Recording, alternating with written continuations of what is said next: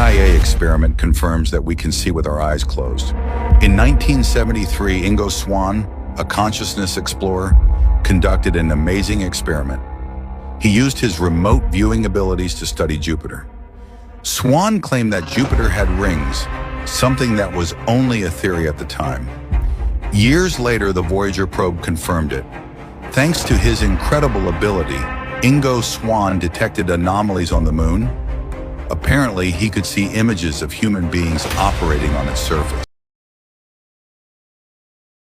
Switch your phone to 4G instead of 5G. So what you're going to do is you're going to go into settings, then you're going to go under cellular data. You're going to see 5G plus or 5G, whatever is turned on your phone, and you're going to just turn that to LTE or 4G. Takes less than 5 seconds. I guarantee you'll start feeling better, you won't have headaches, you'll probably get your sense of smell better, you won't be dizzy anymore, have your hair falling out anymore, and suffering from heart palpitations, because 5G is 300 times stronger than 4G. And that's what caused the pandemic of 2020. But they're not going to tell you that because that gets censored. And also remember, there are 0 long-term studies of 5G. 0.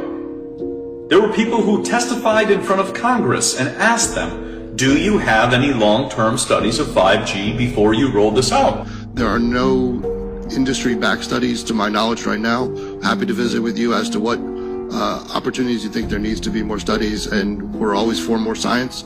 We also rely on what the scientists tell us. So essentially, the answer to my question, how much money? 0. Only follow up with you, Senator. To my knowledge, there's no active studies being backed by industry today. So guess who's the study?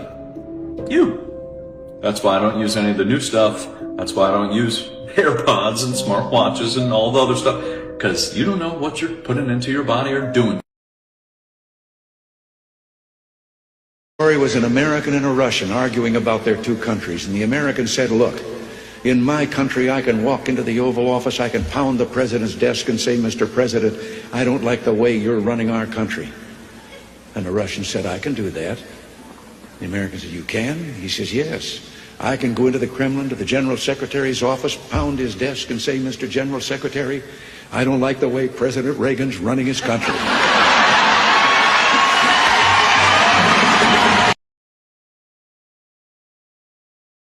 The collapse never arrives with sirens. It shows up slowly, quietly, in the spaces people stop noticing. The empty storefront on the corner. The grocery bill that climbs even when the cart gets lighter. The job that promises security while delivering exhaustion. People keep waiting for the moment things will feel normal again. But that moment is not coming back. Because the middle class is not slipping. It is being dissolved. For decades, the idea of a stable life sat at the center of everything. Work hard, buy a home, build a future. But in 2025, millions feel that promise turning into vapor. Not because they failed, not because they mismanaged their lives, because the system that supported them was quietly redesigned to pull the ladder up behind the elite. This is not an accident, it is architecture. Start with the cost of living. Inflation gets blamed like a natural disaster. Something unpredictable, something that just happens. But inflation did not appear from thin air. It was built through decades of financial engineering that siphoned value upward. When the rules were rewritten to favor asset holders over workers, prices did not rise organically. They rose because the people who owned everything decided they could. A house that once cost a few years of wages now costs several lifetimes.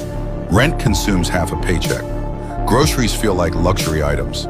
People chase the same life with triple the effort and none of the reward. Debt fills the gap. Student loans, credit cards, car payments, everything becomes subscription finance. You no longer buy a life, you finance one. And the moment you stop paying, your life is reclaimed by someone above you. The debt system creates the perfect loop, a permanent state of almost making it. A population that keeps running because the consequences of stopping are too heavy to bear. While the cost of living rises, wages freeze. Not officially. On paper, numbers move up. But compared to the price of survival, they are static. Productivity climbs, profits climb, executives climb, workers sink. Every year, one group builds a mountain of wealth from the same hours that push the other group into the ground. The middle class does not disappear through catastrophe. It disappears through harvest. Then there is housing, the defining pillar of stability, the foundation of generational wealth.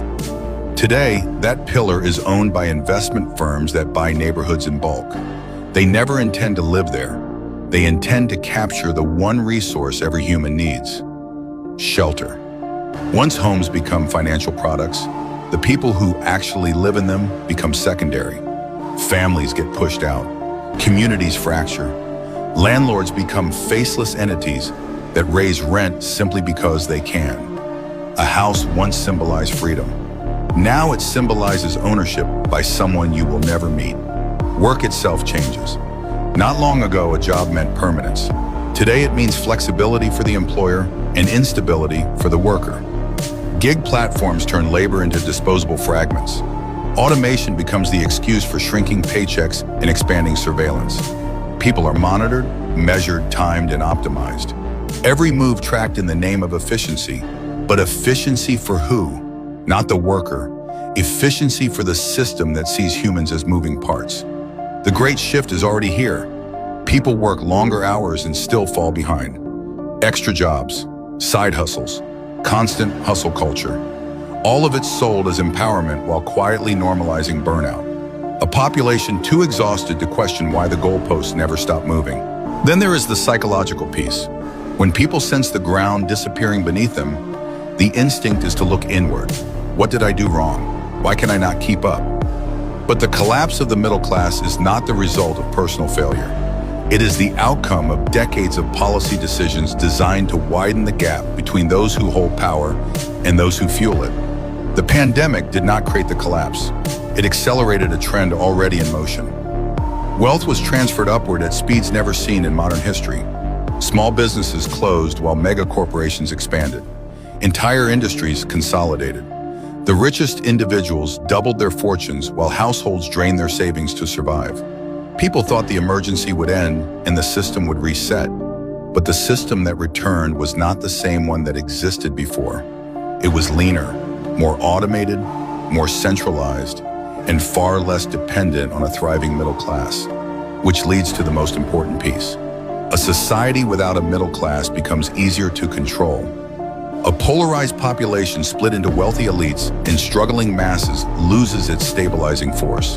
When people live paycheck to paycheck, they have no time for resistance. When people lose ownership, they lose bargaining power. When communities fracture, unity becomes impossible.